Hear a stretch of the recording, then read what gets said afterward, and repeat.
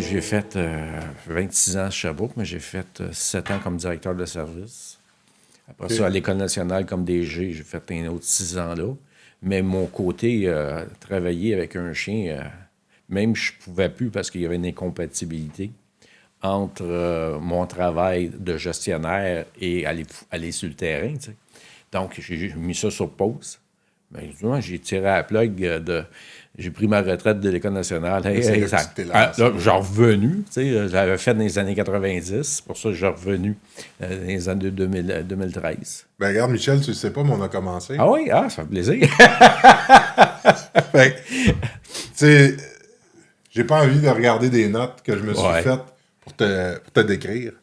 Je pense que tu es la meilleure personne. Tu es en train de m'expliquer justement... C'est ça, mon cheminement, oui, c'est ça. Juste que les gens qui nous écoutent se placent un peu, qui rentrent dans notre discussion, qui comprennent t'es qui. Puis, en fait, t'as été qui? C'est ça. T'es devenu qui? T'es bien mieux placé que moi pour le décrire. C'est ça.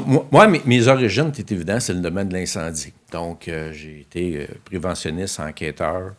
Au cours des années, j'ai dû suivre la formation en gestion. Puis là, je suis devenu gestionnaire, donc directeur du service d'incendie de Sherbrooke. J'étais à Sherbrooke 26 ans. Après ça, j'ai eu une opportunité d'aller gérer l'École nationale des pompiers du Québec. Donc, encore une fois, c'est plus de la gestion. C'est pas éteindre des feux, mais c'est de préparer les élèves, les futurs élèves et les gens au métier. Et par contre, la partie chien, il est évident que quand j'étais enquêteur incendie, on parle des années fin 80 à peu près, je voyais qu'est-ce qui se passait aux États-Unis également. Je me laissais des ouvertures, voir qu'est-ce qui se passe dans le monde dans le domaine de l'enquête incendie. En lien avec les chiens ou en lien avec les chiens. Ben, je faisais le côté enquête. Donc, pelleter, sentir des ruines, puis l'analyse du développement d'un incendie. Donc, toute la base, et j'ai donné plusieurs formations en cause et recherche. Mais à un moment donné, je me suis dit, tabarnouche, on entraîne des chiens aux stupéfiants, on entraîne des chiens aux explosifs. Il devrait y avoir quelque chose d'utilisation d'un chien, c'est les accélérants. Pourquoi moi, je suis à 4 pattes à terre en train de sentir toutes sortes de débris puis y aller au pif, là, tu sais. Mais à un moment donné, dans mes recherches, là, je me suis aperçu qu'aux États-Unis, qui avaient déjà commencé environ peut-être 5-6 ans avant, et il était rendu à près de 300 équipes de maîtres chiens d'accélérants. Puis on n'avait rien ici. On n'avait rien ici. On parle de quelles années? On parle début, milieu 90 à peu près. Donc, dans le fond, là, toi, t'étais inspecteur. Enquêteur aux incendies, oui. Fait en faisant ta job, tu disais, il y a sûrement moyen d'être meilleur. D'optimiser, puis de pouvoir être encore meilleur dans notre détection. Mais il y a où le rapport avec le chien là-dedans? T'étais-tu un mort? Moi, un chien, je n'ai eu quand j'étais flot, là. Mais d'attitude d'attard, je savais que ça mangeait d'un bout, puis ça sortait de l'autre bout, là. C'était ça qui était à peu près mes connaissances, mes connaissances canines. Sauf, entre ça, j'ai dit, tiens, là, le côté enquête incendie, je le maîtrisais, puis tout le kit. Sauf, j'ai dit, gars, là, je vais aller sur le côté canin, la psychologie canine. Ces chiens-là, là, j'ai fait aller mon réseau, dans le sens Douane Canada, Sûreté du Québec, GRC, pour en discuter. Comment il s'appelait? T'as-tu connu Michel ou... Michel Coderre? Michel Coderre. C'est ça, Michel Coderre. Donc, il a pris sa retraite il ne fait pas tellement longtemps, Michel. Qui a parti le programme au service frontalier. Exactement. Okay, t'as connu Michel? Oui. On a eu des bonnes rencontres, des compétitions entre maîtres chiens d'organisation, donc avec Michel et son équipe. Et après ça, j'ai dit, la psychologie canine, maladie, tout le kit. J'étais Luc Campbell. À un moment donné, j'ai eu l'opportunité avec Luc. Un autre? Qu'on a sur notre chemin. Oui, exactement. Donc, Luc, j'ai suivi mon cours en sino. Et là, de fil en aiguille, ça, on parle de minute... à peu près. Fin 90, à peu près. Fin 90, parce que le chien Vesta, c'est en 98, un peu avant. Donc, pour comprendre l'ensemble de la machine, puis jusqu'à où que je peux aller, puis où sont mes obstacles, où sont les obstacles du chien également, là, pour elle, hein? Les limites, là, ça a des limites, ça, là. Puis, peux-tu combiner les deux, côté enquête, puis côté chien? Puis évidemment que les chiens, je l'ai toujours aimé, mais là, je venais de mettre encore en avant-plan réellement les capacités d'un chien détecteur. C'est clair que probablement que ton tu sais, ce qui a influencé ton parcours, tu sais, là, tu me nommes 2 personnes, là, tu sais, Luc Campbell puis Michel Coderre. Tu sais, t'es tombé avec 2 Kingpins. Oui. En partant, probablement que ça a fait. Ça a juste mis faut pas faire un mauvais jeu de mots. Ça a mis de l'huile sur le feu. Mais t'es tombé sur 2 personnes extrêmement connaissantes. Qui avaient des ouvertures. Ben ouais. Aux autres, parce que bien souvent, j'ai eu des rencontres, je n'aimerais pas les organisations. Ils sont pas toutes fins comme non, c'était fermé, même, ça a été même, j'ai eu un cas, à un moment donné, là, s'il sort son chien, parce que j'ai entraîné un chien de stupéfiant également, s'il sort son chien, nous autres, on ne sort pas notre chien ou une organisation, je ne n'aimerais pas à quelle, mais... C'est ça, ils ne sont pas tous ouverts, autant que Luc ou Michel Coderre aux douanes, mais même si Michel est parti aux douanes, encore des contacts avec les gens des douanes. À chaque fois que j'ai un dossier dans le coin de l'Outaouais, j'arrête au collège, là, à Rigaud, pour regarder ces éléments-là. Puis après ça, regarde, de fil en aiguille, là, à un moment donné, au Québec, ça allait bien. Donc, Vesta a été le premier chien au Québec d'avoir... Attends, Michel, parce que là, moi je suis... Là, t'es dans mes os, j'ai du fun. Ouais. Vraiment. Tu sais, là, tu viens de parler de Luc, de Michel, de ton parcours, de ta curiosité d'être meilleur dans ta job en passant par les chiens, en me disant qu'il y a des équipes déjà aux États-Unis puis qu'on est en retard. Puis là, t'es arrivé à Vesta qui était ton premier chien. Mais, juste à refaire un petit bout entre les deux. Tu sais, entre je suis inspecteur, j'ai la curiosité je découvre qu'il y a déjà des équipes en place aux États-Unis. Je regarde dans mes contacts, je découvre Michel, je découvre Luc, et l'implantation, admettons, de ton travail avec Vesta, qui était ton premier chien, un lab. Un lab noir, une petite femelle noire. Ça m'intéresse. Là, j'avais l'impression que tu allais sauter nos étapes. Moi, ce bout-là, il m'intéresse. J'ai été chanceux d'avoir un employeur ouvert. Wow. J'aurais pu avoir un employeur de dire non, gars, continue à pelleter, continue à sentir avec ton nez. Achale-moi avec ton chien. Là, puis c'est évident qu'il ne payait pas pour le chien. Il ne payait pas pour le temps que je mettais sur le chien. Sauf qu'il ne m'empêchait pas de travailler avec. Puis même, à un moment donné, il y a eu un retour sur leur investissement parce que le chien, je l'utilisais pas juste en mode détection, je l'utilisais en mode de prévention. Ah ouais. Donc, j'amenais le chien sur des scènes d'incendie que je t'assure certain que c'était pas criminel. Un feu de patate frite, exemple. Les Kodak sont dans la rue. Ils prennent Là, ils vont débarquer un individu avec un chien. Hey, c'est quoi ça? Là, de fil en aiguille, démontrer comme la présence d'un chien détecteur vient dire à notre incendiaire, hey, watch out, guy. Si tu mets le feu chez vous, l'équipe va débarquer et même le chien va te détecter. Donc, si tu utilises, exemple, de la gasoline, on va te pogner. Donc, time out. Donc, ça a créé un point en dedans de 3 ans, nos taux d'incendie criminel avaient réduit de 50 %. Wow. Juste à son arrivée.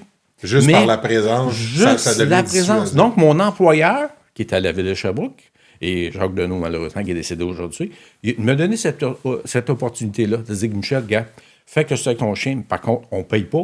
Tu veux l'utiliser sur nos scènes d'incendie, pas de problème.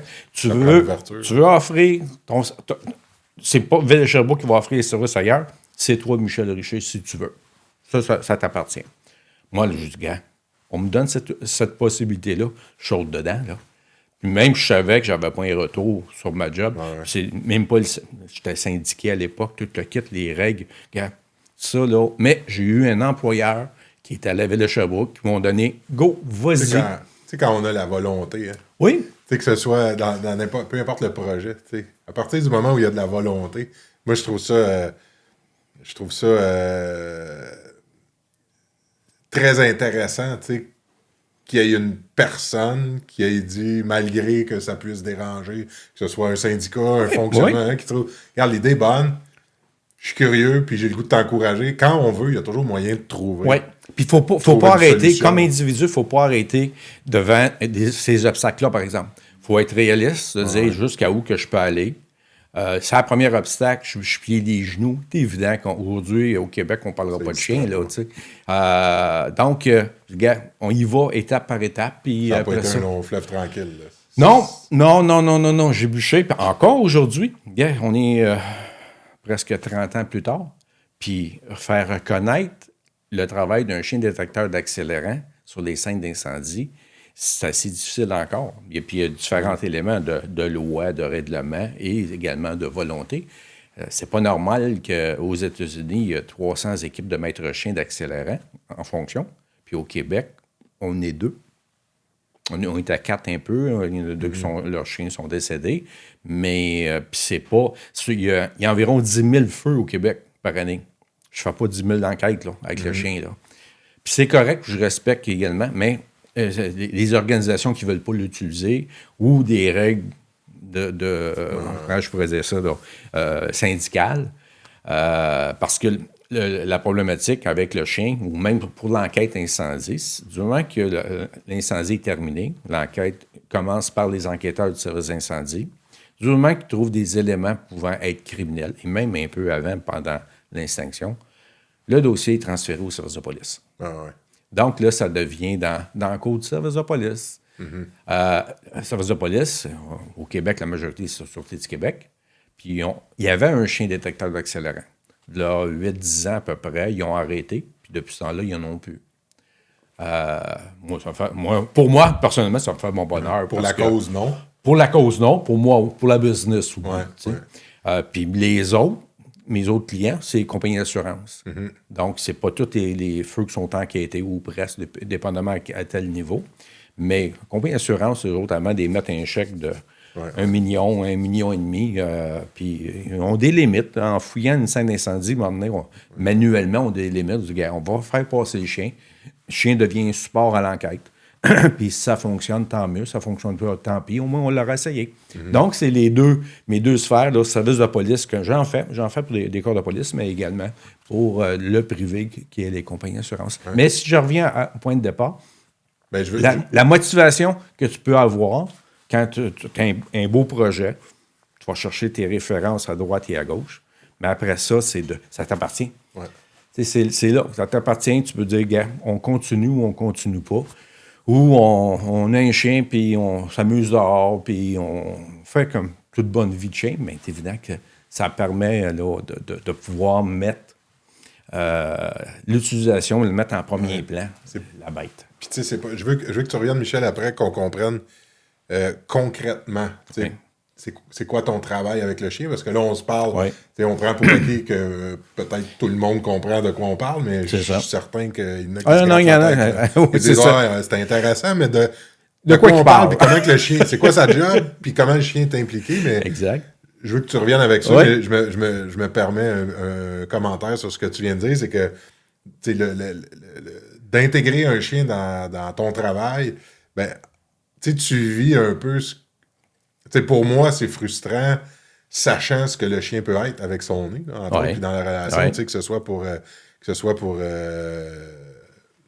la détection du cancer, la détection que ce soit pour une alerte pour les épileptiques, tout ça, moi, je trouve ça triste que le chien soit pas plus utilisé parce que moi, je connais sa valeur puis je connais ses capacités. Je les ai pas quantifiées comme un scientifique le ferait.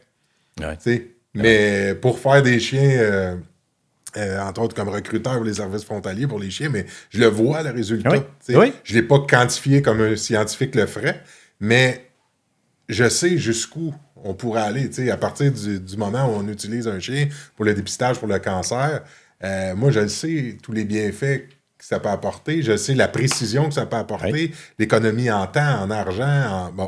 Mais la science, souvent, il faut qu'elle fonctionne avec des résultats et des preuves. Exactement. Sauf, quand je regarde les chiens de recherche de personnes.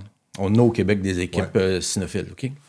Individus, pas juste Sûreté du Québec, là, majoritairement, ou Service de police Montréal-Québec, qui en ont Gatineau et également là, Longueuil.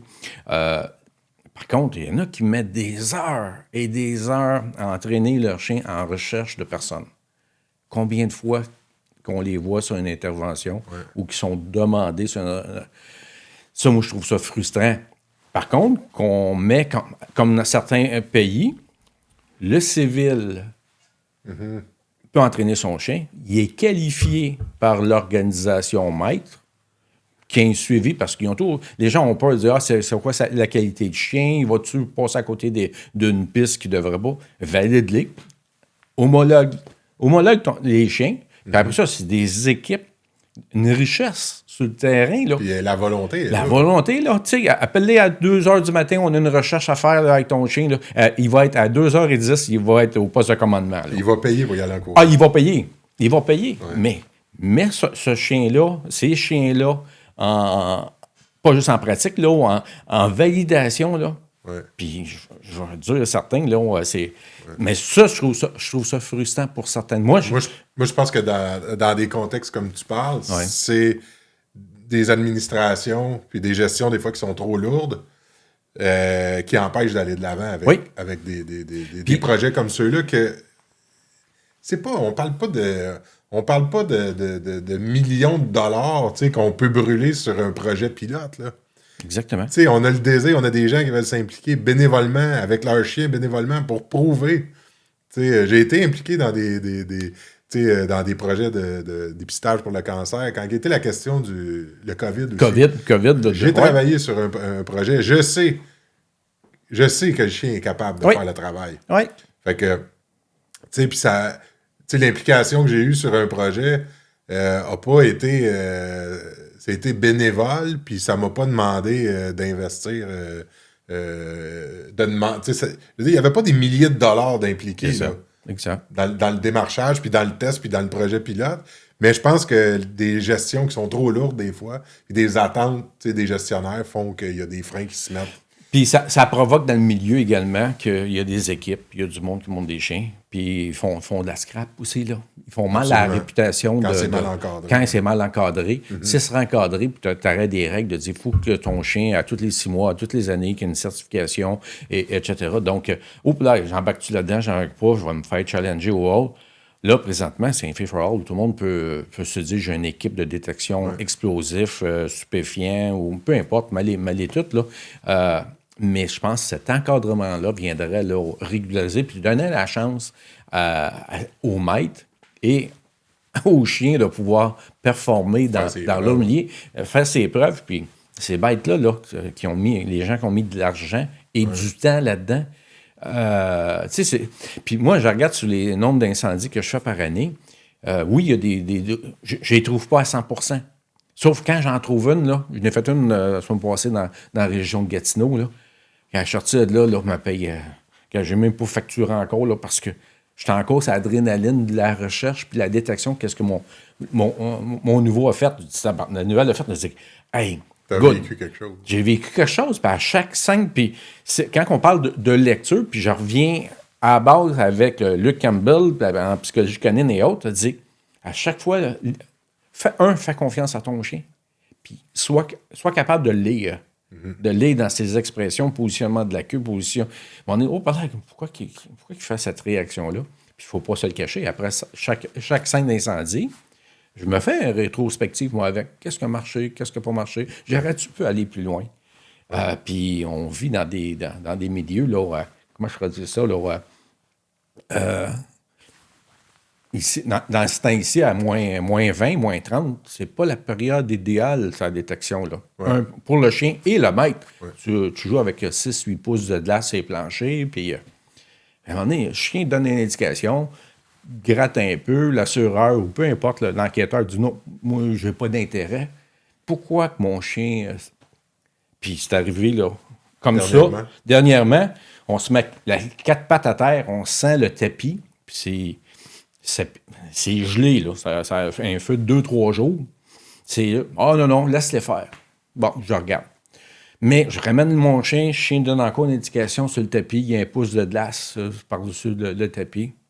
On fait l'intérieur de la maison. Oui, j'en trouve à l'intérieur, là, à 2-3 endroits. Je reviens encore à la porte. Le tapis qui était à la porte. Non, l'enquêteur dit non, on ne prend pas ça. L'enquêteur s'en va, tout le kit. Non.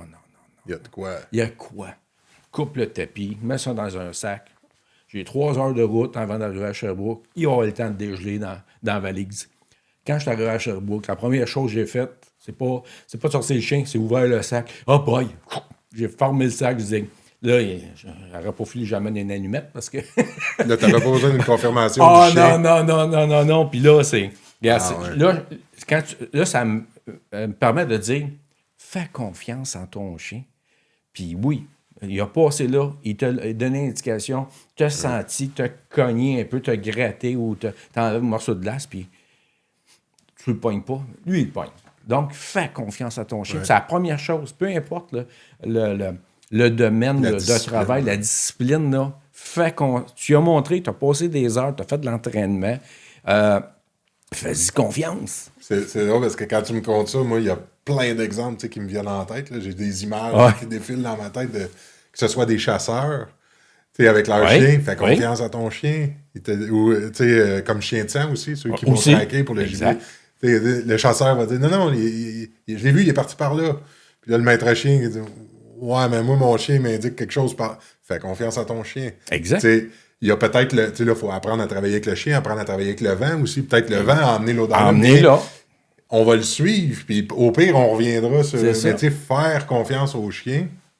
Puis, on est toujours mis dans des situations où. Comme dans le contexte de ton travail, ou que ce soit les services frontaliers, la police, on a une certaine, ils ont une certaine pression comme maître chien, de dire, il y en a plein qui ne croient pas en eux autres, qui ne croient pas en l'efficacité du chien. Fait que, si t'en as 10 collègues qui te regardent avec lui avec son chien, ou ceux qui s'en vont avec son chien, tu te déranges. Cette pression-là, on est pris entre... je dis encore je me vois dans le scénario, mais je le sais que mon chien, ça fait des années que je l'entraîne, il est en train de me donner une indication. J'en ai 10 qui sont en train de peut-être rire de moi ou me faire douter.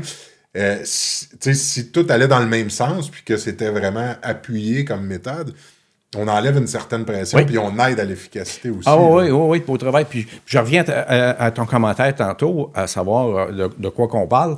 On l'a même pas dit. Michel, c'est quoi? Qu'est-ce que tu fais? C'est quoi ta job, Michel? Oui, t'écris clairement. Regardez, moi, mon chien... Mes chiens... Mais non! Ça fait 21 minutes qu'on jase. Les habiletés du chien, c'est la détection des produits inflammables. Exemple, gasoline, huile à chauffage, tout produit inflammable qu'on peut retrouver chez toute bonne quincaillerie. Je n'aimerais pas lesquels, mais le chien est habilité à détecter 10 produits inflammables différents. Okay. Puis il y a des concentrations différentes également, parce que après un incendie, je vais en rester une goutte, peut-être, sur un tapis, ou très minime, ou comme ça peut être un 5 gallons de gaz. Donc, si tu fais juste la petite goutte, le chien va arriver à côté d'un 5 gallons de gaz, ça va passer à côté. Ouais. Donc, il faut que j'aille avec différentes concentrations. En plus des 10 produits inflammables que le chien est habilité à détecter, il faut la déprogrammer. Parce qu'il y a des produits, suite à un incendie à l'intérieur d'un bâtiment, il y a des produits, en brûlant, vont laisser des odeurs pétrochimiques. Bardeau d'asphalte, c'est du goudron. Quand ça brûle, ça se ramasse sur le plancher. C'est évident que quand tu sens le bardeau d'asphalte, c'est du goudron qui a brûlé. Caoutchouc mousse. C'est une fausse piste. C'est une fausse piste. Donc, il faut qu'un coup qu'elle a été programmée pour les 10 premiers, là, après ça, je m'en vais sur la discrimination. Donc, il y a environ 6-7 produits que je montre sans les, même indique-moi-les pas. Donc, je parlais de barreau d'asphalte, les tuyaux PVC, tuyaux d'eau dans nos maisons, caoutchouc mousse, l'isolant soufflé ou même l'isolant bleu, rose, peu importe, quand que ça brûle. L'odeur de ça, c'est minime, mais il y a une odeur pétrochimique. Donc, le chien, il faut qu'il arrive, qu'il ait senti ça. Et non, c'est pas ça, on continue. Mais, Michel, juste reprendre dans l'ordre, tu sais. En fait, tu fais des chiens pour la détection d'accélérants sur des scènes d'incendie. Exactement. Feu de bâtiment, feu extérieur, feu de véhicule. Donc, le chien est habilité à détecter. Dans quel objectif?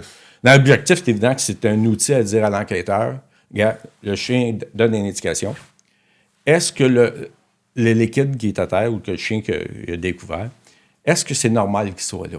Mm-hmm. Ça se peut que faites le tour de vos maisons, où est-ce qu'on a mis notre petite canne, là, moins de barbecue starter ou autre dans le sous-sol, ça se peut que le chien va en trouver dans le sous-sol. Mais que le chien trouve de l'essence dans la chambre à coucher ou dans un garde-robe, là, il y a des questions posées. Donc, légalement, le chien est un outil de dire à quel endroit il y a un prélèvement qui se fait et c'est seulement lors du retour du laboratoire qui va nous dire oui, il y a un produit X, Y, Z et oui, c'est de l'essence. Là, les accusations peuvent être... dans le but de déterminer si c'est criminel ou non. C'est criminel ou non. Détection de recherche d'accélérants dans le but de déterminer... Si c'est un incendie d'origine douteuse ou criminelle. Là, je pense qu'on comprend. Là, je pense qu'on se comprend. Ouais. Mais cette partie-là, puis je fais un point aux États-Unis, quand je vous parlais que je te parlais tantôt des 300 équipes, même aux États, du moment qu'un chien détectait un accélérant, il accusait la personne, puis le processus judiciaire partait là, sans analyse de lab. Ah ouais. Donc, il est arrivé à 2 à 3 dossiers que les gens étaient en prison. Puis après ça, quand ils ont fouillé un peu plus loin, c'est un produit de décomposition que le chien avait détecté. Donc, il ne s'était pas mis avec un support de laboratoire. Donc, il y a déjà eu des fausses accusations. Des fausses accusations. À cause de la mauvaise utilisation. La mauvaise utilisation. Et puis comme je te dis, c'est un outil de détection, mais après ça, l'analyse doit se faire. Même chose qu'un chien stupéfiant. On va donner une indication, on prend le produit. Puis ça peut être d'autres choses. Là. Il y a toutes sortes de produits au Québec là, ou ailleurs dans le monde. Mais il faut absolument qu'il y ait une conformation de laboratoire. Et les États-Unis, il y a environ peut-être 10 ans, ils ont viré, les normes ont changé. Puis là, c'est clair, la norme 921 de la NFPA, clair, oui, le chien, c'est un outil de détection, mais confirmation d'un laboratoire. Combiner les outils plus conventionnels avec l'apport du chien. Fait que là, Michel, j'aimerais ça que tu reviennes à où est-ce qu'on était sur ton désir de travailler avec un chien, puis tout ça. Puis là, quand tu t'es rendu compte qu'il y avait déjà des équipes aux États-Unis, moi, ça m'intéresse le bout en j'ai choisi un chien, pourquoi ce chien-là, pourquoi ce race-là, puis comment ça a commencé, cette histoire-là, concrètement, sur le terrain. Puis quand tu choisis un chien, t'en as pas 5-6 dans le chenil, là, dans le sens que tu essaies de trouver des chiens. Comment, là? Je veux qu'on recule dans... Quand on y va, là, je m'en vais là. OK. Dans le choix du chien, là, arrête-moi, tu fais bien. Quand je pars, là, c'est la passion. Absolument. C'est pour ça que tu es là. Donc, choix du chien. Je dis, quelle sorte de chien que ça me prend? Je savais que je voulais travailler avec un labrador. Tu vas prendre du berger ou du malinois, peu importe, il ferait une très belle job de détection. Mais moi, qu'est-ce qui m'apporte? C'est mon 10e chien labrador que j'ai, là. J'ai pas d'autre chose que du labrador. J'aurais pu... mais ça va avec ma personnalité. That's it, ça va avec. Puis ça se peut quelqu'un d'autre, non. J'en ai des copains qui vont...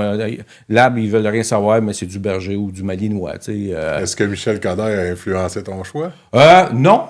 Non? Non, parce que autant je regarde les gens de la SQ, qui majoritairement c'est du berger allemand ou de la GRC, mais il est évident que la réflexion de dire, ça venait juste de confirmer. C'est pas influencer, ça venait de confirmer qu'avec un lab, capable de faire un job de détection, puis qui va être capable de livrer la marchandise. L'autre élément, c'est tout le côté, c'est bien beau travailler avec un chien, mais après, quand j'ai fini avec le chien, là, la grosseur du chien, faire une scène d'incendie, le toit, le plafond est écroué, les murs avec, les espaces. Je peux pas prendre un chien de 100 livres. Là. Mm-hmm. Donc, aussi, la morphologie du chien m'a permis de dire où je fais un véhicule, c'est tout croche d'un véhicule.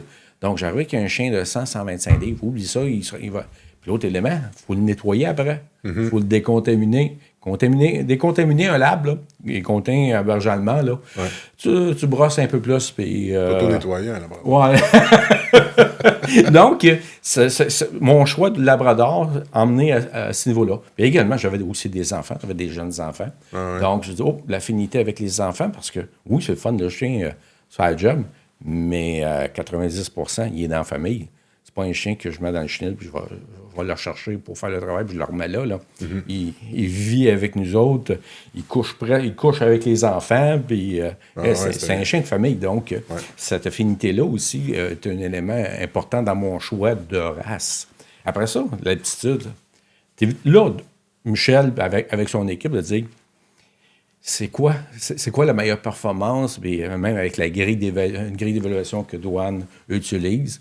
Quand je vais l'appliquer, moi, en incendie, Puis j'ai modifié des éléments puis pour choisir un bon chien. Donc là, quand je vais à une recherche d'un chien, là, je peux ramasser les paramètres qui vont me permettre de dire, OK, point de base, on y va. Puis après ça, on va faire du terrain un peu. Ouais. On va le mettre en situation. Puis Puis les résultats vont Puis parler. les résultats, puis je me donne un mois à peu près quand je prends un chien. J'ai le même principe que Douane. Je ramasse un chien, je signe le chèque un mois plus tard. Puis ça se peut que je revienne avec le chien dans le mois parce que le chien a peur des escaliers. Ouais. Exemple, sur un... faut que je travaille avec un chien qui n'a pas peur du bruit. Donc, je l'amène sur un chantier de construction, pelle mécanique, puis tout le kit. Parce que lors d'un déblai d'un bâtiment, bien sûr, le chien va aller fouiller. Elle va se rasseoir à côté de moi, puis la pelle mécanique va enlever des morceaux. Donc, ça a peur à chaque fois que le break lâche ou peu importe, un picot, marteau-piqueur arrive. C'est évident que... Donc, je me promène. Ou juste les trous d'homme.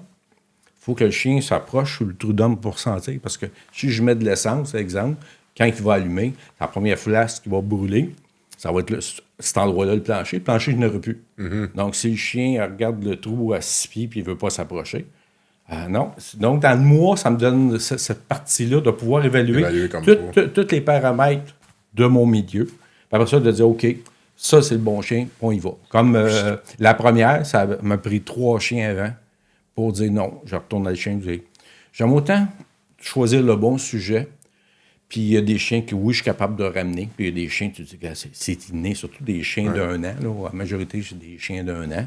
Le mal est fait, puis j'ai pas de temps à perdre là, parce que j'ai pas un volume. Là. Ouais. Et, donc, en prenant le bon chien, bon tempérament, niveau d'agressivité, le goût du jeu. Tu sais, nous autres, un matin, aujourd'hui, là, on a le goût d'être ici. Un chien, as-tu le goût de travailler, jouer pour une balle, jouer pour un gagne? Donc, c'est le goût du jeu. Donc, il y a des chiens que j'ai vus dans ces analyses-là que, après 10 minutes, là, y a-t-il d'autres choses à faire aujourd'hui? Là? On sait, ouais. Donc, par contre, contrairement à un chien qui, après 15-20 minutes, là, c'est tout est écœuré de lancer la balle parce qu'elle veut encore la langue à terre, puis elle s'enfarge dedans, puis toute l'équipe, tu dis, OK, ça c'est... Puis il y en a qui vont avoir cette volonté-là, mais qui n'ont pas de focus. Aussi. Tu sais, qui ont une énergie, qui ont une drive de fou, mais qui sont pas capables de se concentrer sur la job. Fait que c'est de trouver l'équilibre entre la folie, le désir, la folie, puis l'efficacité. L'efficacité. Fait que tu sais, moi, je connais un des chiens que je garde en pension, c'est un chien de service sur le... je n'aimerais pas l'organisme, mais pour la drogue, entre autres, là. Puis c'est un labrador lignée de conformation. OK. Ce qu'il y a de plus... Tu sais, c'est un des chiens les plus nonchalants que je connaisse. Mais son désir pour le jeu est très grand, malgré qu'elle ne manifeste pas tant que ça. Fait que c'est une chienne qui est posée, mais qui est toujours égale. Toujours égale. Puis c'est une des bonnes chiennes en détection. En détection que je connais, mais quand on la voit, on a envie de rire. Là. Mais cette chienne-là est constante, puis tout ça. Fait que, tu sais, c'est pas tout de voir la folie dans un chien puis le désir du jeu. Tu sais, la précision, la capacité de se concentrer à un moment donné. Tu sais, si on a un chien qui est énergique, qui est un peu fou, puis qui a une drive à pu finir, c'est un athlète, mais que quand il tombe sur une odeur, il va être capable de tomber dans l'efficacité puis la précision. Exactement. Ben, tu sais, c'est pas tout entraînable, ça non plus. Non Tu sais, plus. il faut y aller avec des caractéristiques, une personnalité de base qu'on va, après ça, prendre en charge. Puis raffiner, enlever Exactement. Puis on peut faire... Polir comme un diamant. Exactement. Là. Quand tu passes un chien, tu mets un chien en retraite, tu recommences avec un nouveau chien, bien souvent, tu vois pas ce parallèle-là. Mais quand tu travailles avec 2 chiens en même temps, un qui est sur le bord de la retraite, comme Estia, là, j'ai Roxy qui est la nouvelle, j'ai travaillé presque 1 an en même temps. Donc, j'ai eu cette opportunité-là de dire... Tu as travaillé 2 chiens? 2 chiens en même temps. Donc, sur une scène d'incendie, j'emmenais 2 chiens. Ah ouais. Un que... Tu as dû apprendre des choses. C'est moi qui ai appris, c'est pas le chien. Dans le sens que Vesta, quand je l'amenais sur une scène, là, déclipait, elle rentrait dans la maison, là, elle faisait le périmètre, elle faisait pièce par pièce, puis, tu sais, elle était programmée. Sauf, la première fois que je passais sur la première pause que je passais à l'intérieur, c'était rapide, là. J'en veux, là. Hop, là. Puis là, 9 ans à peu près, j'avais compris comment travailler avec ce chien-là, de dire, je fais une première passe, elle va se dégourdir, elle va sécuriser, elle va pogner les odeurs, tout le kit, je remets dans le camion, et la deuxième passe, là, ça va aller plus loin. Tandis que l'autre, comme tu parlais tantôt, c'est égal. Sauf l'autre, elle arrive, puis elle est très méthodique, 6 pouces carrés, elle va sentir, tranquillement, pas vite. Là, à un moment donné, tu as presque le goût de dire, hey, avance, là. L'autre, elle avançait, elle, là. Là, tu On a l'impression de perdre du temps, mais on en gagne. Après ça, tu dis, non, ils ont deux personnalités différentes. C'est moi à m'ajuster à la nouvelle personnalité. Et d'oublier l'autre, là, ben pas oublier, elle a fait des belles shots, là. Mais là, la nouvelle, là, elle va performer, puis je vais m'adapter à la façon... On parlait de lecture tantôt, puis de travailler. Cet aspect-là, puis quand on parlait de produits dérivés, la même chose. Chien autre, tu vois son développement à pogner quelque chose. Laisse aller. Après ça, on discriminera après si le chien est détecté ou non. Là. Tu sais, je n'ai déjà eu... puis après ça, je veux que tu me racontes, Vesta, c'est ton premier chien. C'est important. Ben, ça m'intéresse vraiment. Dans ton histoire, je la connais pas dans ses détails. Puis je pense que ça va intéresser bien du monde. Mais ça m'a fait penser, notre discussion, là, à un des chiens, Arthur, que j'ai eu, un labrador, lignée de chasse, qui avait tellement de drive que ce soit à l'entraînement, juste avec un demi ou dans un vrai contexte de chasse, ben, je m'en étais rendu compte à l'entraînement que lui, quand je lançais le demi, il savait il était où, puis il l'avait senti. Okay. Mais il y avait tellement d'adrénaline et d'endorphine dans ce chien-là, puis de testostérone, qu'il choisissait de faire 50, 100, 125 pieds de plus, juste pour se dépenser physiquement puis revenir vers là. Lui, c'était sa manière de travailler. Fallait qu'il aille se dépenser. Puis je le voyais, tu sais, l'odeur, il pognait au nez. Mais tu sais, cette indication-là, ça m'a pris un certain temps avant de la découvrir. Fait que, il est bien innocent. Pourquoi ça fait 25 fois qu'il passe tout droit?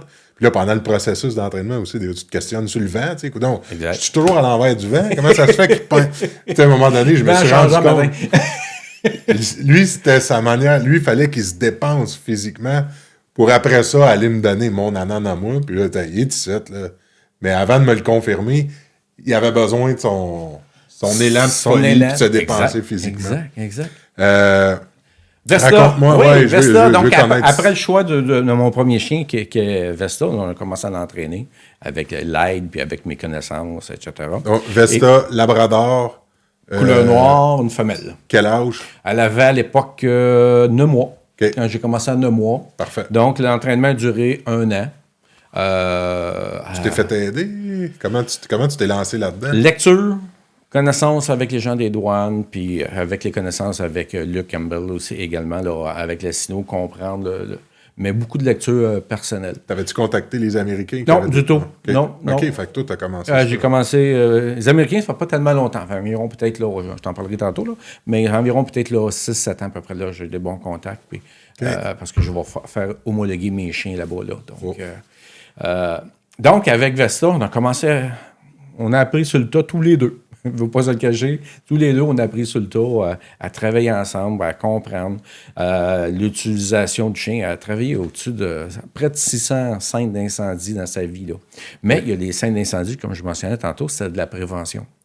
Donc, où tu avais des feux dans un secteur, tu emmenais le chien dans le secteur 2-3 fois, puis pareil, tu voyais qu'il n'y avait plus de feu dans le secteur. Donc, c'est pas tous des incendies que l'utilisation du chien était obligatoire. Là, Sauf ça me permettait de trouver une scène d'incendie avec un tube qui sent un petit peu d'essence, de le cacher, puis profiter des odeurs que le chien, donc de le mettre en travail. Donc, avec Vesta, qui était le premier chien au Québec à faire de l'accélérant.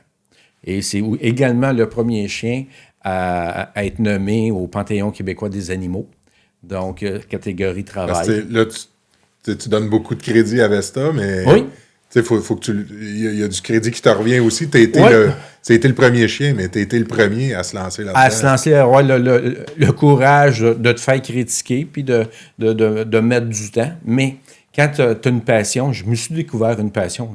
Quand le chien est arrivé dans ma vie, on va dire d'une façon permanente, c'est évident que je me suis découvert une passion. Je dis, gars, c'est là-dedans que je veux travailler toute ma vie. Ça n'a pas été de même, là. Le parcours a été différent, mais ça a toujours demeuré. Puis avec Vesta, ça m'a permis également... Puis Vesta, c'est la déesse du feu chez les Romains. OK. De là Son nom, Estia. Celle que j'ai mis à retraite il y a environ 2 ans, c'était Estia, la déesse du feu chez les Grecs. Donc, je cherchais les Romains, les Grecs, là, il me manquait d'autres déesses. Là. Pour la 3e, j'ai laissé son nom qu'elle avait quand je l'ai pris. Non, mais Vesta a permis de promouvoir. Ça m'a permis également d'aller cogner des portes en Europe. OK. Donc, j'ai été cogné. Il n'y en avait pas en Europe. Ça n'existait pas, les chiens d'accélérant. Habituellement, c'est l'Europe qui nous... T'as cogné à la porte ou c'est eux autres? Non, c'est moi qui ai cogné à la porte. Ah, ouais. Avec des experts judiciaires, tout le monde de côté enquête. Ouais. Je dis, gars, regardez, au Québec, on utilise des chiens détecteurs. Ça existe aux États-Unis, toute la kit. Puis, il y a des portes qui sont ouvertes là-bas. Donc, j'ai vendu les premiers chiens pour la Belgique et la France. Ils ont été produits ici au Québec. C'est moi qui les ai produits. Tu as formé les chiens et les maîtres chiens? Et les maîtres chiens. Donc, je formais les chiens. Je prenais 1 an. 9 mois, 1 an à peu près à former le chien. Après ça, le maître chien s'emmenait ici. Pendant 2 semaines, je montrais comment travailler avec le chien. Ils partaient chez eux. Puis 1 mois après, j'allais faire le fine-tuning là-bas. Fait que tu as été quand même... Vesta, ça a été le premier chien. Comment tu m'as dit tantôt, reconnu par le Panthéon? Panthéon québécois des animaux. Tu as été le premier à aller former, le premier au Canada à le faire. Oui. Le premier à aller former en Belgique. Puis En France, en Belgique. À être comme formateur, mais qui a amené des chiens aussi. Il a amené des chiens, c'est des chiens du Québec. Puis aujourd'hui, oui, ils sont autonomes, puis c'est correct. Là, les techniques, à un moment donné, ils ont compris. Ouais. Bon, de bons échanges. Ils ont fait la même chose que moi. Là. Mais aujourd'hui, en France, il y a du chien de détection qui se fait en France. Puis curieusement, un des chiens qui s'appelait Sam, c'est le premier chien de la France. Robert Mazabo, qui est un expert judiciaire, il est venu chercher le chien. Il comprenait un peu dans quoi il s'embarque, mais pas plus que ça. T'sais. Puis pendant qu'il est ici, au Québec, il y a un bon feu à Limoges. Bon, il dit, je ne pourrai pas y aller. Après la formation, il s'en va avec son chien. Il retourne avec son chien là-bas. Puis rendu là-bas, il dit, il appelle quelqu'un au juridique, il dit, « Hey, j'ai un nouveau chien qui vient du Québec, qui produit des inflammables. » Puis moi, j'avais mis aussi les liquides qui ont là-bas, qui ont le White Spirit qu'on n'a pas ici, qui ont là-bas. Ils ne sont pas les mêmes. Donc, il m'avait envoyé les liquides, tout le kit. Et j'ai un premier chien, il dit, pour la France, je voudrais l'essayer, voir. Ah, on vous fait accompagner par un gendarme au cas où. Parfait. Ou c'est une usine de tissu, tout le kit. Rentre le chien s'en va directement dans un coin puis donne une indication. Voyons donc. Pas d'allure. Ressort le chien de là, va chercher un détecteur manuel, puis sent. Hey, rappelle. Une chance qu'il est accompagné par un gendarme. Il aurait pu être accusé d'avoir mis du liquide pour son chien. Tu sais. Ça a fait, là, le jour 1 qui est arrivé, que le chien était... Ça a fait l'immédiat. Là, à la cour, là, quand elle allait à la cour avec son chien, là, c'était plus Robert Mazabro et Sam. C'était Sam et Robert Mazabro. Donc, le chien a pris une popularité. Là, il est arrivé 2 autres chiens par la suite. Et là, il y en a 4 équipes là, de maîtres chiens en France. J'ai quasiment... En fait, j'ai envie de te dire merci parce que tout ce démarchage-là que tu as fait, puis la place que tu as... l'efficacité du chien que tu as prouvé, je suis certain... Il y a encore des batailles aujourd'hui. Là, oui. Fait que tu aies persisté là-dedans, mais moi, je l'ai pas connu, cette partie-là. Et ces batailles-là ont probablement beaucoup aidé à la crédibilité que le chien a aujourd'hui, malgré qu'il n'en a pas encore assez, je pense. Exact. Mais tu as tapé une trail. Ah oui, exact. Moi, les tapes de trail, je les aime bien. Sans les tapes de trail, puis les bonhommes comme toi, puis on n'est pas où ce qu'on est. C'est une évolution. Là, dans c'est une évolution. Puis je pense que ça ne sert à rien de défoncer des portes ou autre. À un moment donné, tu arrives. Oui, le chemin est plus long. Puis ça dépend qui tu rencontres sur ton chemin, des fois, vont t'ouvrir des portes.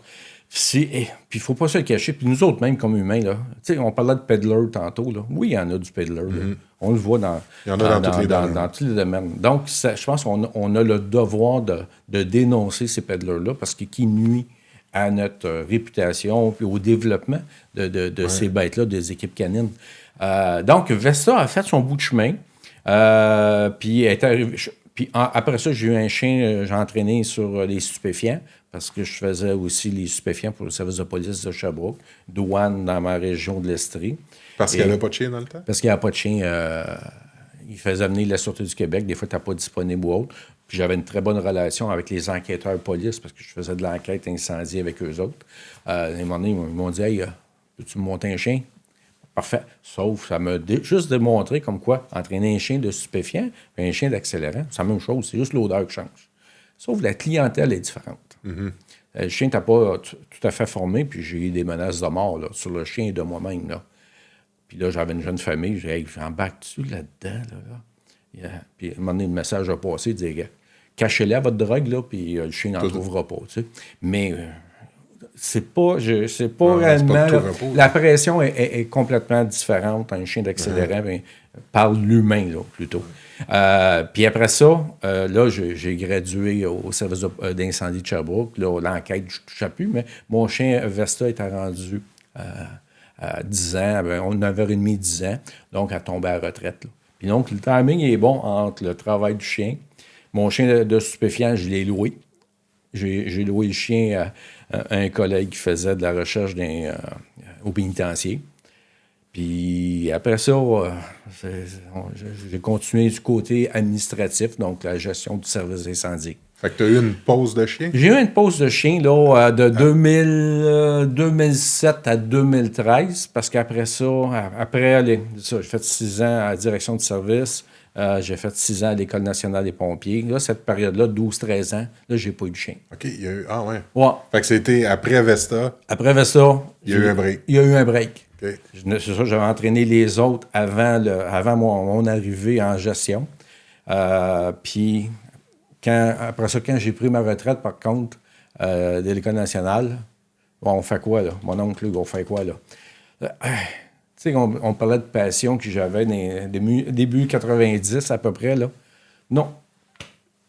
Je retourne dans le domaine au pic papel, puis je m'entraîne un autre chien, puis on part dans ce domaine-là. Là, j'ai validé dans le coin mes possibilités, là. Bon, parfait, j'y vais. Là, je me suis choisi un chien qui est Estia. Donc, Estia, je l'ai amené, elle a 11 ans et demi. Ça fait 2 ans qu'elle est à la retraite. OK. Donc, c'est encore ton... Là, elle est en retraite à la maison. Chien de famille. C'est un chien de famille. Je les amène tous en chien de famille à la fin de leur jour. Puis là, c'est ça. Roxy, depuis 2 ans, je travaille avec Roxy. Donc, j'ai fait une transition entre les deux chiens. Elle a quel âge? Là, Roxy, elle a 4 ans. Okay. Elle est rendue pas loin de 70 scènes d'incendie là, en 2 ans. Donc, elle a roulé pas mal. Puis, malheureusement, on parle d'économie beaucoup. Là. Mm-hmm. Moi, je vis sur le malheur des gens. Il ne faut pas se le cacher. Là. Moi, la pandémie, là, les demandes ont été très grandes. Moi, je couvre la province de Québec et l'Ontario avec le chien. Pourquoi? Les gens, principalement les restaurants, ça, j'ai fait des incendies dans les restaurants. Les gens, au lieu de remettre les clés à leur banque, à l'institution bancaire, ont tenté de mettre le feu pour collecter par les assureurs. Donc, ça, habituellement, j'ai eu jusqu'à 2-3 dossiers par semaine. Là. Fait que cette triste réalité-là... Elle me rattrape, là. Moi, je trouve ça de valeur. Puis là, on parle d'économie, des taux d'intérêt. Sur les maisons. Tu vas voir. Je vais le voir. Là. Ça a un impact, du moment qu'on passe une partie d'économie plus tough, le nombre d'incendies criminels leur monte. Uh-huh. Puis quand ça revient, le nombre d'incendies criminels, tu sais, c'est 20-25% des feux, c'est criminel, là. Donc, puis... moi, je suis... C'est beaucoup. 4, là, c'est énorme. Puis c'est nos primes d'assurance qu'on paye, là, qui payent ces dommages-là comme tel.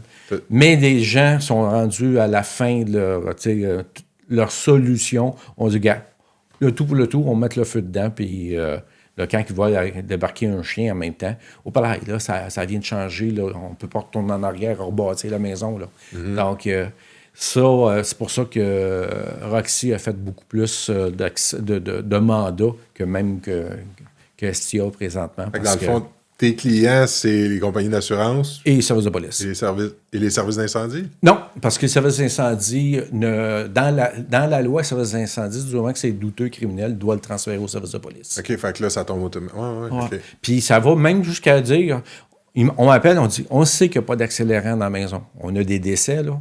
On sait qu'il n'y a pas d'accélérant. En tout cas, qu'est-ce qu'on peut? Passe donc ton chien. Juste valider, confirmer. Puis nous autres, en termes d'enquêteurs, ça va changer notre façon de penser ou nos actions à mettre en place. Si on peut éliminer présence d'accélérant, ça vient avoir une influence ou un impact sur le processus d'enquête. C'est intéressant. Puis, est-ce que, tu sais, souvent dans le monde des chiens et de la détection, les gens vont... Il y en a qui vont avoir une tendance à penser que c'est un outil, une fatalité, tu sais, qu'on va arriver à des vérités. Et la majorité, en fait, tous les bons maîtres chiens que je connais ne prétendent pas détenir cette exactitude-là ou cette vérité-là. Mais je pense qu'on n'a pas le temps on n'a pas la chance de l'exprimer des fois qu'on est complémentaire. Exact. Tu sais, ce qu'un maître chien peut offrir avec son chien, c'est... Tu sais, je vais prendre l'exemple du cancer. Si on fait un dépistage ou un pré-dépistage pour le cancer, on n'est pas en train de vendre l'idée qu'on n'aura plus besoin de la science et des outils autres que le chien pour préciser un diagnostic. Exact. En fait, le chien ne fera pas un diagnostic de cancer. Le chien va donner des signes ça vaut peut-être la peine d'aller gratter un peu plus loin. Exact. Fait que je ne sais pas si tu le vis, ça, mais probablement oui, parce que les gens, exemple, ils se vendent des détecteurs là, au manuel. Tu te promènes dans la maison, puis tu frôles le sol, tu sais. Mais faire un appartement ou faire une maison, un bungalow, une usine avec un petit appareil, puis ils pognent toutes sortes de produits d'hydrocarbures. Donc, il est calibré pour, je pense, 100, 125, mais des fois, là, c'est un morceau de caoutchouc qui est brûlé qui va dégager, le détecteur va indiquer. Sauf qu'il faut que tu y ailles. Puis s'il y a un pied de matière par-dessus, ça se peut que le détecteur ne le pognera pas. Le chien, par contre, lui, il va y aller, il va pogner ses odeurs, tu vas le guider à l'intérieur du bâtiment. Puis c'est pas vrai que, moi, si un maître chien dit, moi, là, quand je rentre avec mon chien, là, à 100%, je sors avec une lecture positive, là. Ouais. C'est un gros menteur. Mais parce que il y a trop d'impondérables dans un feu de bâtiment. Exemple, moi, j'arrive, il reste encore plafond, mur et autres. J'ai plus de chances d'arriver que, j'appelle ça une piscine, il reste juste le solage. Des fois, on est l'outil, le support de dernière minute. Donc, la recherche manuelle par les ingénieurs ou autres, de dire, gars, on peut pas dire on peut même pas dire si le feu a commencé à droite ou à gauche. Parce que les moyens, tout est détruit. C'est ça qui est la problématique. Un meurtre, là, on va arriver, il y a quelqu'un couché à terre, il y a le poignard ou bien une balle. Il y a du concret. Il y a du concret. Un incendie, il ne reste plus rien. Nos fils électriques ont fondu, la structure a tombé, peu importe. Il ne reste plus rien. Les pistes, là. Donc, l'accélérant, même à petite quantité, là, on va être capable, s'il y en a. Mais faut... Je pense que dans tous les cas, peu importe le domaine, quand on travaille en détection, en dépistage, si on comprenait que l'objectif, c'est de combiner des outils technologiques et la science, j'inclus la science là-dedans aussi, avec le chien, que ça devient complémentaire, là, on a quelque chose... Là, la marge d'erreur, elle vient de diminuer énormément. Fait que ceux qui prétendent être une vérité en travaillant avec les chiens nuisent à la cause. Puis ceux qui ne croient pas, je vais parler des gestionnaires de plus gros organismes, qui ne croient pas aux chiens puis qui aiment mieux investir des milliers, des millions sur des outils... à l'entrée des aéroports, peu importe, là. Exactement, mais il ne faut pas mettre un contre l'autre. Il faut comprendre que c'est une combinaison. Exemple très, très, très concret, une voiture qui passe aux douanes, si j'ai un chien puis je veux juste faire un premier scan à savoir y a-t-il de la drogue ou il n'y a pas de drogue, c'est pas compliqué. Exact. Exact. Et c'est pas long et c'est pas coûteux. Dans le sens que, oui, il y a un chien qui est acheté, il y a un chien qui est entré, il y a un investissement qui se fait là, mais dans le processus, ça va aller très vite. C'est pas une vérité.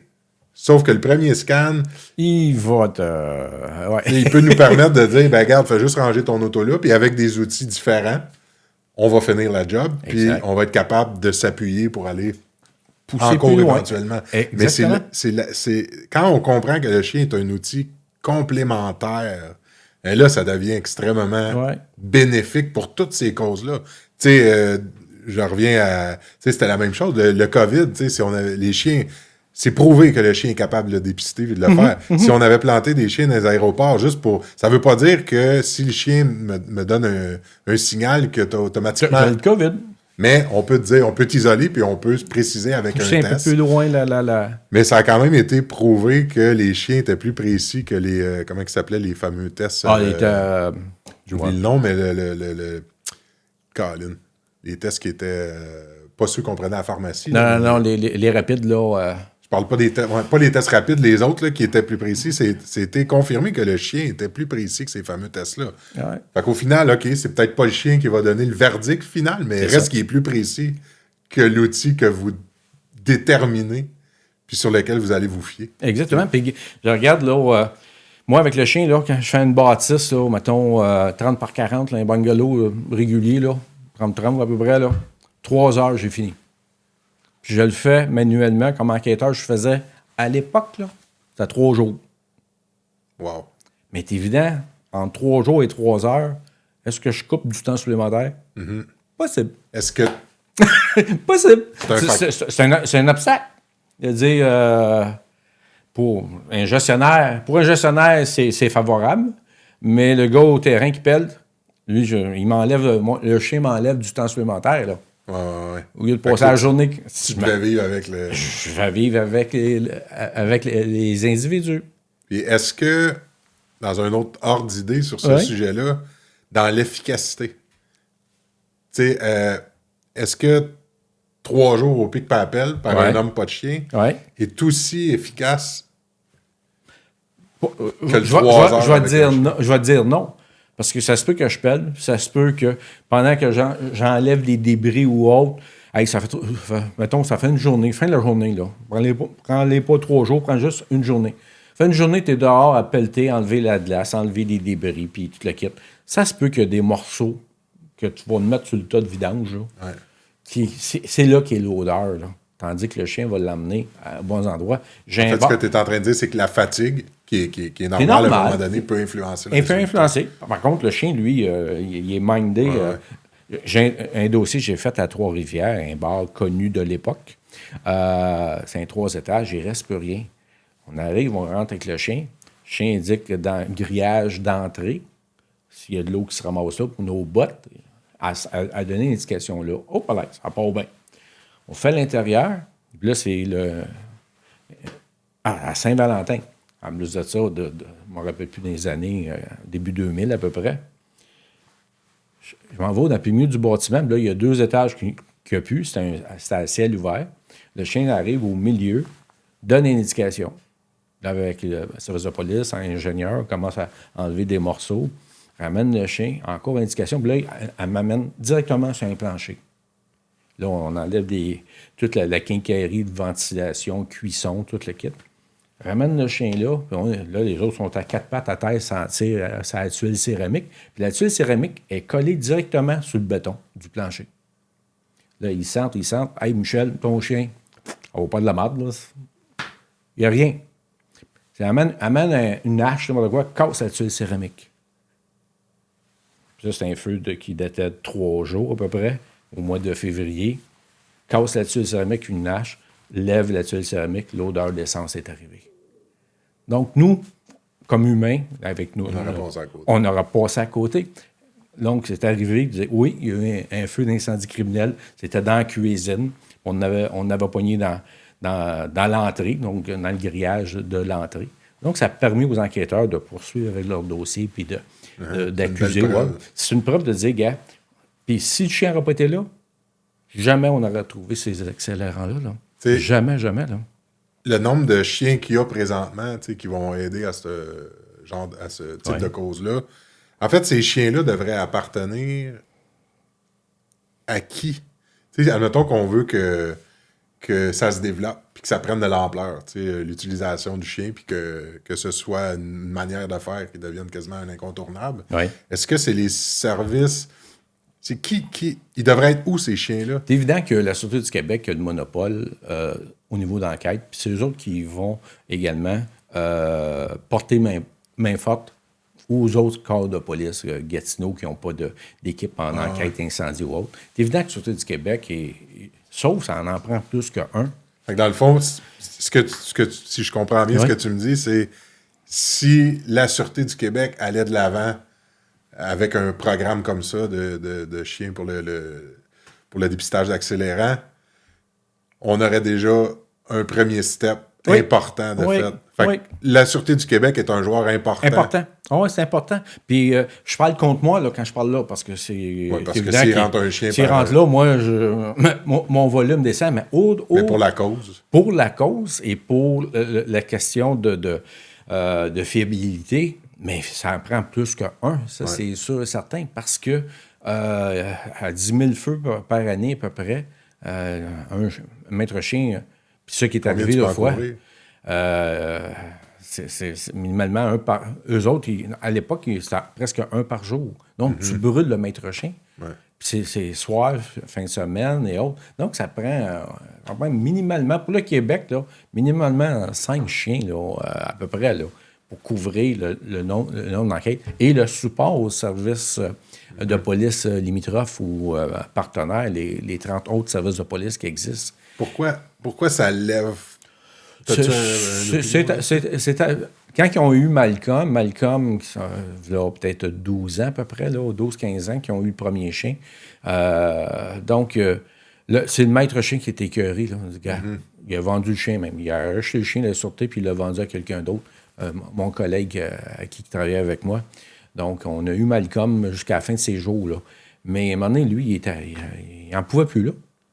Il n'en pouvait plus. Mais encore une fois, dépendamment du gestionnaire. Puis après, est-ce que tu fais des chiens spécialistes ou des chiens multi-services? Ouais. Tu mets ça à la drogue et c'est stupéfiant. Quand j'ai monté mon chien de stupéfiant, je dis, je vais prendre mon chien de drogue, mon chien d'accélérant, Vesta, je vais y rajouter 8-10 odeurs. Ouais, je vais être... Mais après ça, quand tu fais ton analyse, tu te dis, OK, tu as une descente dans un garage, le chien va... Lui, entre de la cocaïne puis de la gasoline, là, c'est une odeur. Fait que, tu sais, faire un chien généraliste... Ça a des risques. Ça a des risques. Même avec ça, j'avais montré sur chien de cadavre, découverte de cadavres, de recherche de cadavres. Puis j'ai eu une merde là, idéale. Ça faisait 2 semaines, puis elle punchait, là. Tu sais, on va faire une maison de ferme. Mais non, il y en a-tu des mulots, puis des rats qui sont morts dans un mur ou autre? Le chien m'arrive à une place, puis je l'accélérais. Ben non, c'est un mulot, un rat qui est mort là. Donc, elle a fait sa job. Mais moi, c'est pas ça. C'est pas les mulots que je cherche, là. C'est pas les rats que je cherche. Moi, je les accélérais. Hey, ça n'a pas été long, je l'ai déprogrammé tout de suite. Puis encore là, je suis certain que tu as touché à quelque chose. Tu dis déprogrammé, mais en toute humilité, tu as laissé des traces. Ah oui. Je te break sur le terme déprogrammé dans le sens que je sais ce que tu veux dire. C'est ça. Mais je suis certain que tu es conscient que tu n'as pas, entre guillemets, reprogrammé comme tu l'aurais souhaité. Non. Tu as laissé des cicatrices. On dit pas un chien... Sûr. C'est pas une machine, là. C'est pas... on recommence, là. Mais il est évident que j'étais plus à l'affût, puis je dis, non.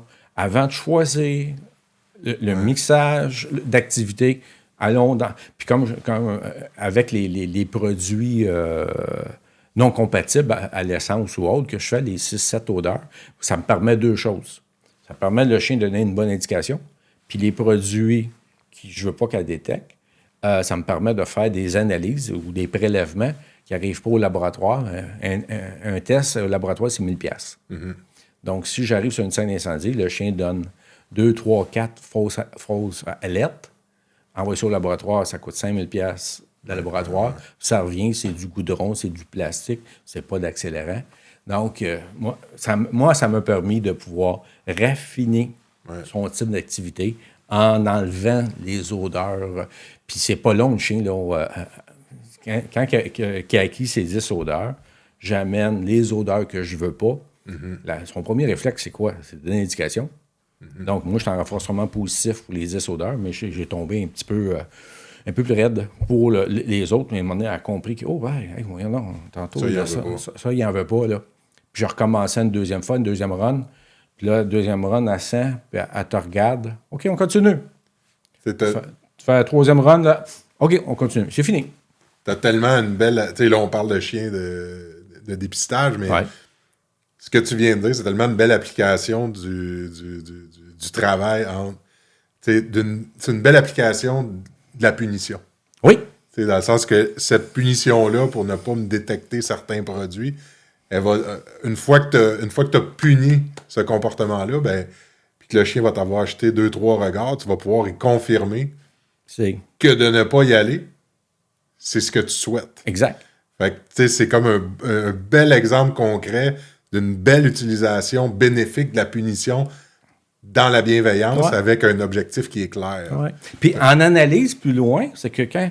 Moi, j'ai les chiens, je les amène... il y a une association américaine qui est CADA, là, c'est l'Association internationale des chiens d'accélérant. Là. Puis une fois par année, je monte avec mes chiens là-bas pour pouvoir les faire homologuer. Ils sont là, ils ont passé un processus d'évaluation. Puis une des évaluations, c'est 6 contenants métalliques. Ils mettent différents produits à l'intérieur, ils les brûlent pour avoir l'odeur brûlée. Ouais. Puis dans une de ces cannes-là, que je ne sais pas, ils ont mis une goutte. Une goutte d'un... that's it. Donc, elle met ça à terre. OK, vas-y. Donc, là, je fais sentir. Puis, elle est supposée, elle doit donner la bonne cacane. Puis, ça arrive dans l'autre chien qui... parce que tu n'as pas assez travaillé ton chien sur les produits. Puis tu sais, il n'y a pas de cachette, là. Il te dit les produits de décomposition qui vont brûler. Donc, amène le chien à ces odeurs-là. Puis, pratique. C'est de l'entraînement. Puis, c'est une partie de l'évaluation qui est faite là, par cette association-là. Puis, ce qui est un petit peu plus difficile au Québec aussi, c'est les budgets. Oui. On ne se le cachera pas. Les corps policiers, souvent, qui vont décider de faire des chiens polyvalents. Mais je suis convaincu que si j'avais 4-5 maîtres chiens, ou gestionnaires des équipes de maîtres chiens, ils me diraient, il faut y aller aussi, faut faire des choix en fonction des budgets qu'on a. Oui.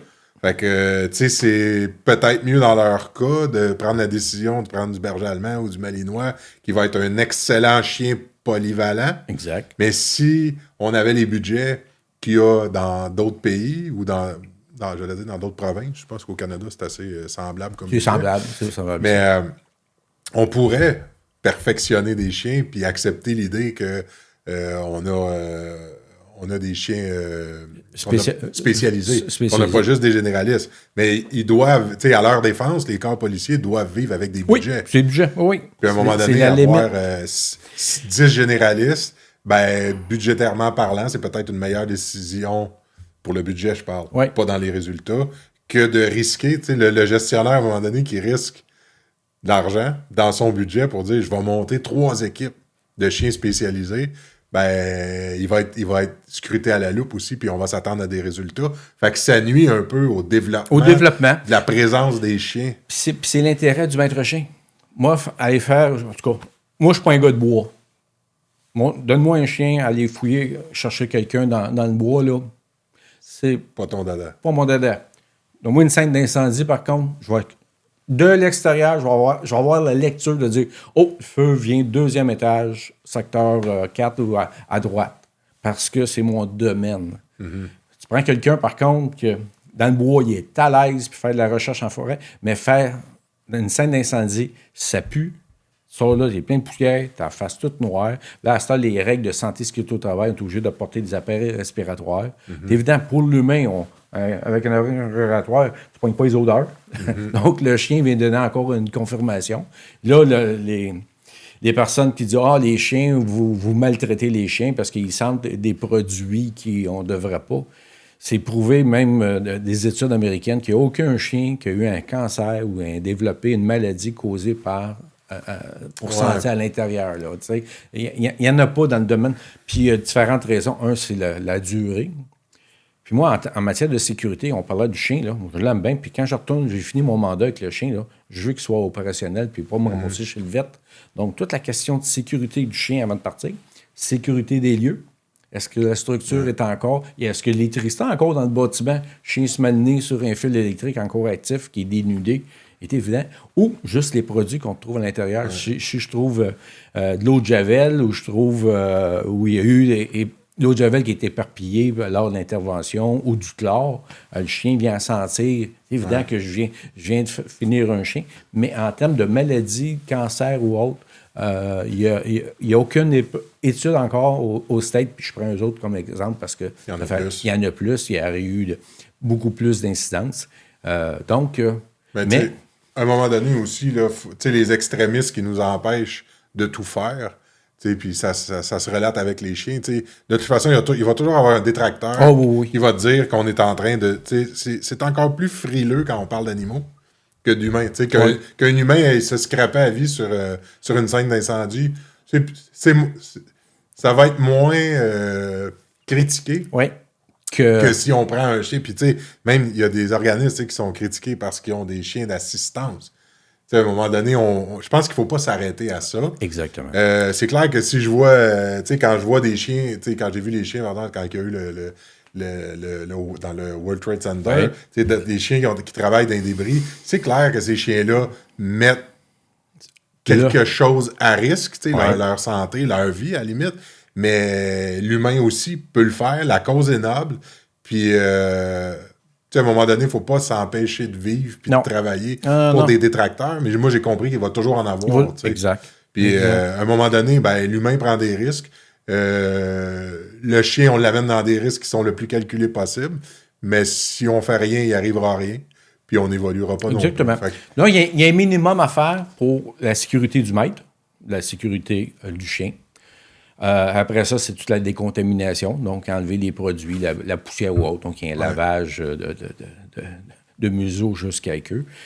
Donc, on les aime, nos animaux, on les aime, là, c'est notre support, c'est avec eux autres qu'on parle. Je passais à un moment donné plus de temps avec mon chien que je passais avec ma conjointe, là.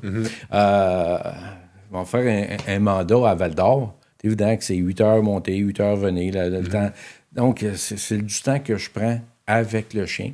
Mais ça me carbure, dans le sens, c'est quand on parlait de passion, puis quand j'ai décidé de revenir en 2013 dans le domaine canin, recherche avec l'accélérant, puis là, je fais même pas l'enquête incendie. Il y a du monde qui font les enquêtes, puis ils sont super. Moi, je fais juste du support. Donc, on m'appelle, ils disent « Hey, on a besoin de ton chien. » Ça dure 1 heure, 2 heures. J'ai un rapport d'une page à faire, eux autres qui se cassent les bicycles là, pour pouvoir écrire leur rapport, évaluation, électricité et autres. On a chacun notre niveau, notre créneau, puis ils se servent de mon rapport de qu'est-ce que le chien a détecté. Si, exemple, on a pris un prélèvement, le laboratoire dit OK, c'est tel produit. Eux autres, après ça, c'est le côté policier, c'est le côté assurance. Donc, c'est une combinaison. Puis quand tu comprends cette combinaison, puis moi, l'avantage que j'ai en commençant comme enquêteur incendie, on parle des années 80, c'est que quand j'amène mon chien à l'intérieur des bâtiments, je sais un peu plus où je vais la faire chercher. Donc, il y a des endroits, là... Ton expertise, elle vient vraiment bonifier la part du chien. Exactement. Puis même si c'est tout détruit ou il y a de la glace, là, on va défaire les bas de porte, on va défaire les bas de fenêtre, on va défaire les joints entre la marche et la contre-marche. S'il y a le liquide qui pogne, il va se pogner là. Donc, je vais lui donner une chance également. Oui, une première tournée que je fais avec le chien, c'est du général, elle indique rien. Parfait. Deuxième tournée, je vais préparer. Donc, je vais casser la glace aux endroits stratégiques que je peux dire, s'il y a un accélérant, je devrais en avoir là. Donc, à 8-10 places dans le bâtiment, je vais préparer le terrain, j'amène le chien, je refais ces 10 places-là. Ça, c'est ton expérience d'enquête. C'est mon expérience d'enquête. C'est évident qu'il y en a. Quand tu combines le maître chien avec une expérience comme la tienne, avec un bon chien, un bon entraînement, c'est clair que... Contrairement à une autre personne, il arrive avec son chien, tu éclipes le chien, puis envoie le chien dans la maison. OK, tourne à gauche, tourne à droite. La lecture des dommages, parce que, comme je l'ai dit tantôt, c'est pas facile une recherche sur une scène d'incendie parce qu'il y a destruction, puis il y a différentes matières qui retombent, puis on doit travailler avec cette composition-là. Là. C'est pas n'importe qui peut s'improviser. Et ça, moi, je reçois beaucoup d'appels. Des gens qui m'ont vu à la TV. On a fait une série d'émissions Enquête Incendie l'année passée, il y a 2 ans, ou d'autres plateformes. On dit, on aimerait ça de faire... on aime ça les pompiers, puis on aime ça. Là. Peux-tu me donner un coup de main, ça? OK, ton chien, comment tu vas le faire réveiller? As-tu des contacts service police, service incendie ou assurance? Non. On a l'air... Ça a l'air le fun de travailler avec un chien d'accélérant, là. Oui, mais là, il y a un coup que j'explique, l'année qu'ils vont passer à entraîner, la formation, l'entraînement aux 2-3 jours, qu'il y ait fouille, qu'il y ait un mandat, pas de mandat, je fais également des entraînements. Ah oui, tant d'heures que ça. Ouais. À cette heure, as-tu la crédibilité à cette heure? Parce que la journée que le chien va détecter, ça n'arrête pas là. Il faut aller à la cour. Il y a un procès devant un jury ou devant un juge. On va te mettre ta crédibilité en jeu. J'en ai eu un dossier, là, environ peut-être un peu avant les fêtes. Le chien a fait presque une overdose d'accélérant. Là. Quand je suis arrivé à l'étage, là, elle a trouvé à 8 places. À l'étage, 6 places sous le sol. Commençait à être buzzé. Elle était buzzée là, d'accélérant, tu sais. Mais nous autres, comme humains, la première rentrant, oui, l'odeur, elle en avait mis sur le sofa. C'est une dame. Elle en avait mis sur le sofa, sauf qu'elle en avait mis ailleurs. Mais ça a brûlé seulement une seule place. Donc, par l'odeur, par les contaminants qu'on avait dans la maison, c'est sûr qu'on n'aurait pas... manuellement, on n'aurait pas trouvé 14. Mais le chien est arrivé puis il en abattait des petites quantités là, à droite et à gauche. Elle pensait, cette personne-là, que c'était pour brûler à grandeur, mais ça a brûlé seulement une place. Là. Donc, mais c'est le fun. Mais après ça, il faut que j'aille à la cour. Ta crédibilité. Dire ton chien, comment vous le dressez, tout le kit? Y a-t-il une certification ou autre? Donc, ça n'arrête pas juste. Non, c'est une profession. C'est une profession. Donc, c'est pour ça que les gens qui m'appellent, je dis, oui, je suis bien content. J'ai pas besoin d'une relève présentement. Je garde tes coordonnées en banque. Sauf, par contre, je peux pas empêcher personne qui désire de former un chien, un accélérant. Il faut juste bien le faire. Ouais, il faut juste le bien le faire. Puis connaître les impacts à court, moyen et long terme, puis l'impact juridique d'utiliser ton chien. Là, fait qu'il ne faut pas sous-estimer la charge sous-estimer les compétences que ça prend du maître chien dans les techniques et du chien. Puis, moi, j'ai envie de te remercier pour tout ce travail-là, qui ouvre des portes, qui continue à nourrir. Je souhaite que d'ici 15-20 ans, il y ait de plus en plus de chiens et de gens qualifiés qui vont avec des métiers de plus en plus spécialisés. Mais un gros merci, Michel, pour grand plaisir. Ce que tu fais, pour ta présence aujourd'hui, pour le métier que tu fais, puis le courage que tu as eu de passer à travers toutes ces années-là avec tous les détracteurs qu'il peut avoir. Chapeau. On a une tête de cochon, puis la couleur de mes cheveux là, en démontre. On en a besoin. Oui. On en a besoin des fous comme toi, Michel. Oui, puis, gars, je suis à l'aube, à la retraite, on ne parle pas ce mot retraite, là, mais j'ai encore cette passion-là de pouvoir le transmettre, puis de pouvoir, je ne suis pas avare de mes commentaires, avare également de mes connaissances. Il y en a qui l'ont fait pour moi. On parlait en début d'émission, on parlait de Michel Coderre, on parlait de Luke Campbell. C'est des gens qui m'ont apporté. Moi, je peux-tu en donner aux autres, puis même si je n'ai fait en Europe ou autre, ça n'arrête pas du jour au lendemain. Quand on aime quelque chose, c'est évident qu'on passe les heures, même s'il n'y a pas un chèque au bout. Au contraire, c'est le plaisir de partager notre passion. Puis si quelqu'un peut faire un métier avec ça, tant mieux. Là, les gens, plein de connaissances, plein d'expérience, puis pas avoir de leur connaissance, c'est ça qui aide à faire évoluer, peu importe le domaine dans lequel peu importe le domaine. On gravite. Mais, Michel Coderre et Luke Campbell, on revient à ceux-là, mais c'est combien de personnes ils ont aidé à rentrer dans le métier, comment ils ont influencé. Un gars comme Michel Coderre, ce qu'il a fait, il a changé une façon de faire carrément au service frontalier canadien.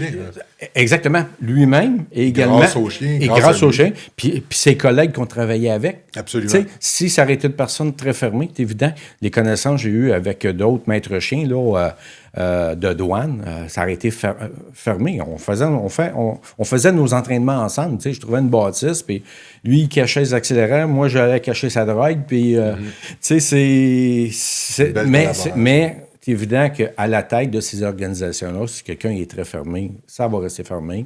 Par contre, si tu trouves des gens, des codeurs de ce monde, des Campbell de ce monde, qui ouvrent les portes et qui disent, gars, je n'ai rien à serrer, là.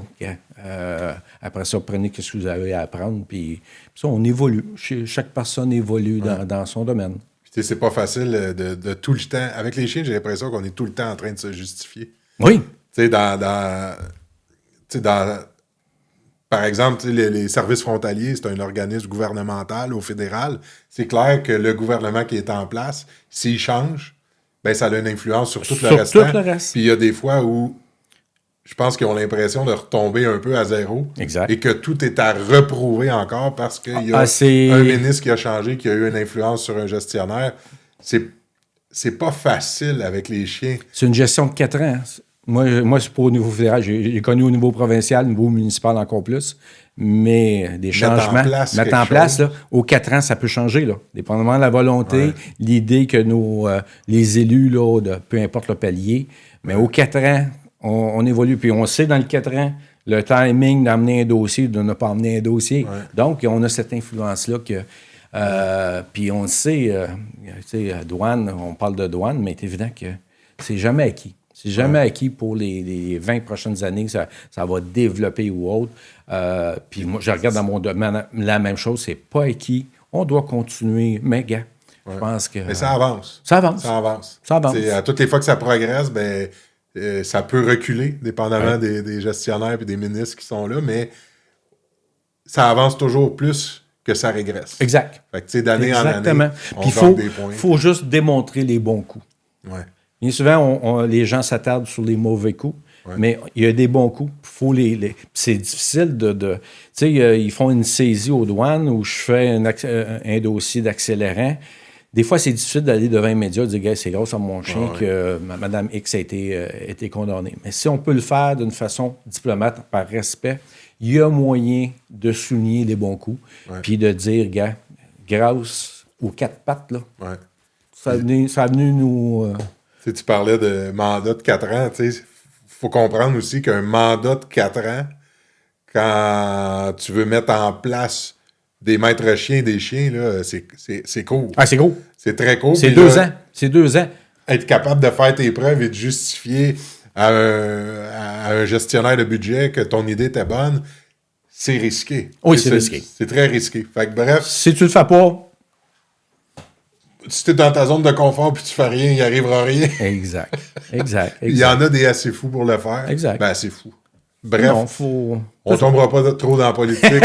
On va arrêter ça là. Mais Michel, c'était vraiment grand plaisir de te recevoir. Puis j'espère passer du temps avec toi puis de voir comment t'entraînes parce que toutes les méthodes, on n'est pas allé là-dedans, mais dans les méthodes d'entraînement, il y a quelque chose qui a beaucoup évolué. Oui, beaucoup, beaucoup. Puis, peut-être que je te réinviterai puis qu'on en fera un sujet dans les méthodes d'entraînement, puis l'évolution dans le temps. Les erreurs que j'ai faites dans les années 95 avec la nouvelle en 2000, on est en 2013, là, en 2011, là, c'est carrément différent. Là, parce que, oui, à un moment donné, c'est là qu'est le fun, c'est que t'apprends, tu grandis, des erreurs que tu as faites avec les autres chiens avant, tu ne veux pas les refaire, mais je suis persuadé, dans 5 ans, la méthode que j'ai utilisée pour la nouvelle Roxy, c'est évident que ça va évoluer. Tu peux la remettre en question. Je peux la remettre en question. C'est ça l'évolution.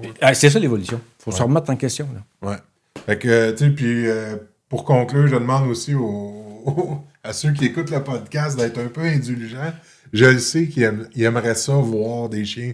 La formule podcast, ça rend ça un petit peu plus difficile. Ouais. On fait pas de la télé, on a des caméras qui sont fixes. J'aurais aimé ça, présenter tes chiens, les voir au travail. C'est juste un peu d'indulgence envers... moi aussi, j'aimerais ça. Exact. Mais à travers un podcast, c'est un petit peu plus difficile. T'es limité. Peut-être qu'on essaiera à un moment donné de se faire une formule ensemble où on démontrera, qu'on pourra présenter tes chiens aussi, puis démontrer le processus d'entraînement, pas au complet, mais juste que les gens comprennent on part de où, avec quel type de chien, où est-ce qu'on veut aller. Je souhaite que la technologie et le budget du podcast nous permettent d'aller là à un moment donné. Exactement. Mais moi, je suis content de notre rencontre, Michel. Pareillement. Au plaisir de se revoir, puis prochain rendez-vous. merci pour ta générosité. Un plaisir. Le chien chaud.